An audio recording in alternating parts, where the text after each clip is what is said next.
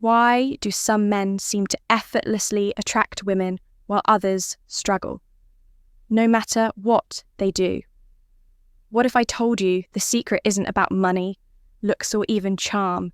It's about something much deeper, something the ancient Stoics knew over 2,000 years ago. Today, we're diving into the secret psychology of women love and how Stoicism can completely change the way you approach relationships. But fair warning, this isn't your typical dating advice. By the end of this, you might see love and yourself in a whole new light. Let's get one thing straight. This isn't about manipulation or playing games. Stoicism isn't about controlling others. It's about mastering yourself. And when it comes to love, that's where everything begins. Think about it. How many times have you felt frustrated, confused, or even hurt in relationships? Maybe you've tried everything, grand gestures, endless compliments, always being available, but nothing seems to work. What if the problem isn't what you're doing, but how you're thinking? That's where Stoicism comes in today. We're going to explore how this ancient philosophy can help you understand the psychology of women. Women build deeper connections and, most importantly, become the kind of person who doesn't just attract love, but sustains it. Ready? Let's go.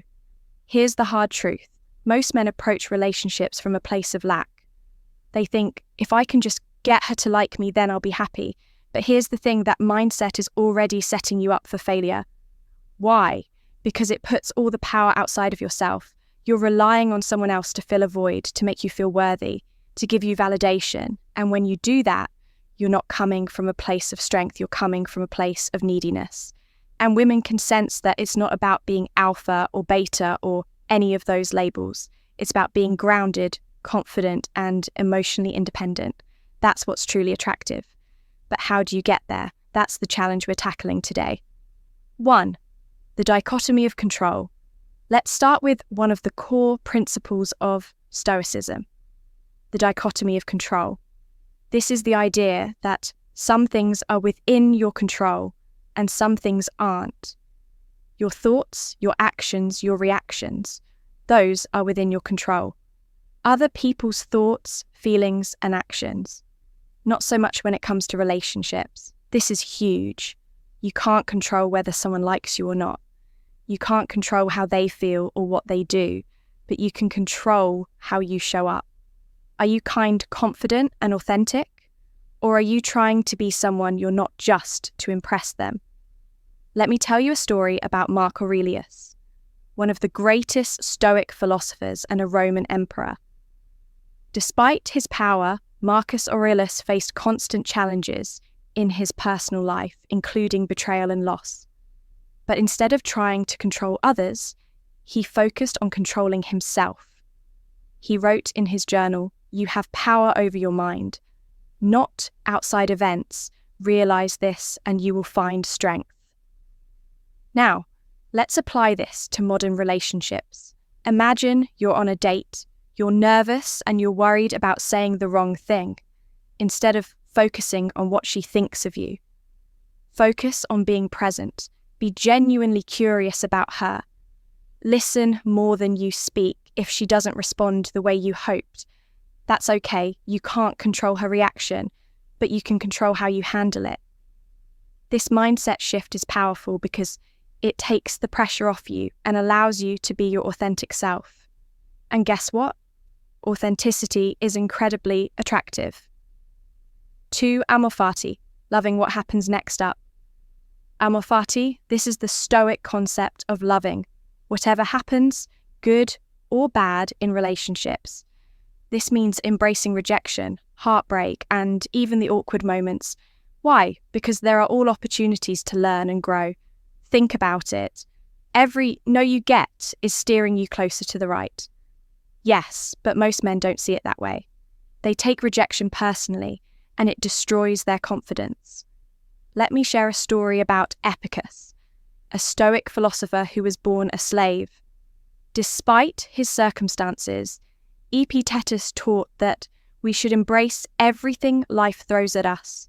Even the hardships, he said, do not seek for things to happen the way you want them to. Rather wish that what happens happens the way it happens. Then you will be happy. Now let's apply this to dating. Imagine you ask someone out and they say no. Instead of seeing it as a failure, see it as a direction. Maybe they weren't the right person for you. Maybe they're dealing with their own issues either way.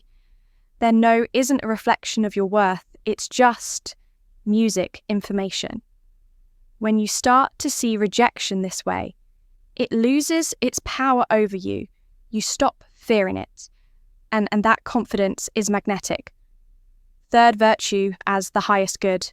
Now let's talk about virtue in Stoicism. Virtue is the highest good. It's about living with wisdom, courage, justice, and self-discipline when it comes to love. This means being the best version of yourself. Not for someone else, but for you. Because here's the thing. Women aren't looking for a perfect man. They're looking for a man who's striving to be better. Someone who's grounded, principled, and has a strong sense of purpose. Take the example of Ko the Younger, a Stoic who was known for his unwavering integrity, even when faced with immense pressure to compromise his values. Ko stood firm. He didn't do it for fame or recognition. He did it because it was the right thing to do in relationships. This translates to being a man of your word. If you say you're going to do something, do it. If you make a mistake, own up to it. Women notice these things. They notice when you're consistent, when you treat others with respect, and when you stand by your principles. These qualities are far more attractive than any material, possession, or superficial trait. Fourth, understanding female psychology, finally. Let's talk about the psychology of women. This isn't about stereotypes or generalizations. It's about understanding human nature. Women, like men, are drawn to certain qualities: confidence, emotional stability, and a sense of purpose. But here's where Stoicism comes in. It teaches you how to cultivate these qualities from within. Let's break it down. Confidence isn't about being loud or arrogant. It's about being comfortable in your own skin. Emotional stability isn't about never feeling emotions. It's about managing them in a healthy way. And a sense of purpose isn't about having all the answers. It's about striving towards something meaningful. Think about Seneca, another Stoic philosopher. He wrote extensively about the importance of self-awareness and emotional mastery. He believed that true strength comes from understanding yourself and aligning your actions with your values in relationships. This means being clear about what you want and what you stand for. It means being honest about your intentions and treating the other person with respect. When you approach relationships from this place of inner strength, you become someone worth investing in the power of emotional resilience. Let's talk about emotional resilience, something the Stoics were masters of in relationships. Emotions can run high, jealous, insecurity, fear of rejection. These are all natural, but they can also sabotage your connections if you don't know how to handle them. Stoicism teaches us to observe our emotions without being controlled by them. Think of it like this. Emotions are like waves in the ocean. You can't stop them from coming, but you can learn to surf. Let me share a story about Zeno of Citium, the founder of Stoicism. Zeno lost everything in a shipwreck, but used that experience as a turning point in his life. Instead of letting despair consume him, he channeled his energy into studying philosophy and building a new life in relationships. This means not letting your emotions dictate your actions. If you feel jealous, acknowledge it, but don't act on it. If you feel insecure, remind yourself of your worth. When you master your emotions, you become a rock in the storm, someone others can rely on. 6. The art of detachment. Detachment doesn't mean not caring. It means not letting your happiness depend on something outside your control in relationships. This is crucial. Too many men make the mistake of tying their self-worth to whether someone likes them or not. But Stoicism teaches us to find our worth within ourselves. Take the example of Musonius Rufus, a Stoic teacher who emphasized the importance of inner freedom. He believed that true happiness comes from within, not from external validation in relationships. This means being okay with whatever happens. If someone likes you, great. If they don't, that's okay too. Your worth doesn't change either way. When you approach relationships from this place of detachment, you become more confident, more present, and more authentic. 7. The role of communication is the bridge between two people. And Stoicism has a lot to say about how we use our words. The Stoics believed in speaking with intention, clarity, and honesty. They also believed in listening, truly, listening without letting your ego get in the way. Think about Marcus Aurelius again. He wrote, "When you wake up in the morning, tell yourself, the people I deal with today will be meddling on, grateful, arrogant, dishonest, jealous, and surly. They are like this because they cannot tell good from evil in relationships." This means approaching conversations with empathy and understanding. It means being honest but kind and listening without judgment. When you communicate this way, you build trust and deepen your connection. 8. The importance of shared values. Finally, let's talk about shared values. The Stoics believe that the foundation of any meaningful relationship is alignment in what you value most. This isn't about having the same hobbies or interests, it's about sharing core principles like honesty, respect, and growth. Take the example of Toughness, a Stoic philosopher who lived a simple life but was deeply committed to his values. He believed that true happiness comes from living in harmony with nature and with others in relationship. This means being clear about your values and seeking someone who shares them. It's not about finding someone perfect, it's about finding someone who's aligned with what matters most to you.